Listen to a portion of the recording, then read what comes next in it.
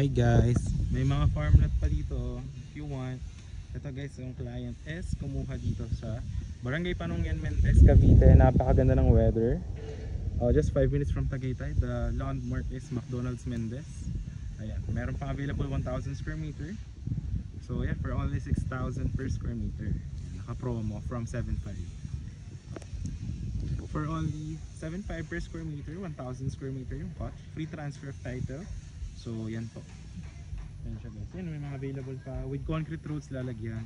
Kung hanap mong peace of mind, I definitely will advise this one. So yun. Actually may house and lot din na package if you want. May available doon na 2 houses. Yung isa 3 million, yung isa 3 million. Naka-promo ng 2.5 million.